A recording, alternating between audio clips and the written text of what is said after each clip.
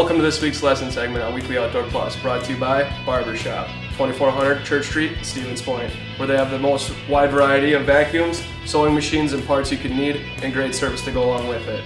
So get your notebooks and pencils out, because it's time for your lesson segment with myself, Jase Hintz, and Weekly Outdoor Plus. This week I'm going to be talking to you guys about how to get rid of those little tiny movements that you have when you're at full draw. Couple simple solutions with your bow. First of all is one, again, your draw length. Make sure you're not too long or too short, because that's when you're not going to be able to correctly line up your muscles. And the other thing is, if you can't handle 70 pounds or 60 pounds or even 50 pounds, lower your bow down until you can comfortably pull it back. You shouldn't be pulling it back way up at the sky because you need to get more power in it. You should be able to just pull straight back nice and easy and be able to be at full draw. The little things with your form then that will actually help you big time is going to be, one, making sure your shoulders are relaxed. And when I say that, a lot of people pull back and they got them up high and tight. That's not good either. You got to make sure when you pull back, you want to bring them up, drop them down. You should be able to relax so you have them nice and flat, all right? When you do that, you cut out all your big shoulder muscles and you're not going to be shaking with those as much as you think. If you're holding for like 5 seconds, you shouldn't start shaking after 2 or 3, all right? You should be able to hold for 30 seconds and not start shaking. If you're holding for too long, that's another problem with getting your shot off a little bit sooner, but we'll worry about that in the next episode.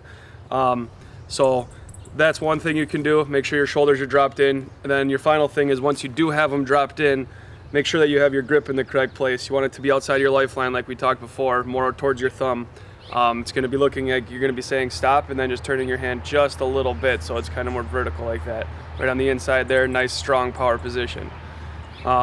Those are the two easiest ways to get rid of anything you have. I mean, if you can drop them down, get that open. The other thing, the only way you're gonna be able to drop your shoulders down is if you do have your feet slightly open, like we talked about way at the beginning of this whole deal. So as long as you have your feet a little bit open, drop your shoulders down, get your grip where you want it.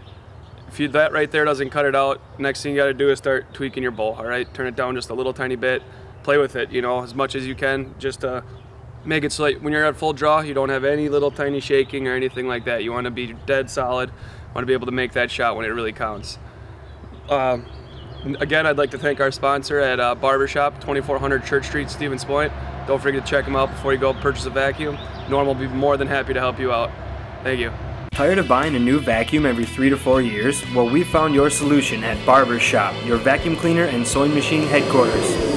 Before I invest in a vacuum, I'm going to Barbershop. And while you're here, take advantage of their scissor and knife sharpening services. With the knowledge to help you find that vacuum or sewing machine you're looking for, why go anywhere but 2400 Church Street in Stevens Point to Barbershop? You need parts? We have as complete of a supply of vacuum and sewing machine parts as you could find. So before you invest in a vacuum, see us, because we sell the best and fix the rest. Barbershop, 2400 Church Street, Stevens Point.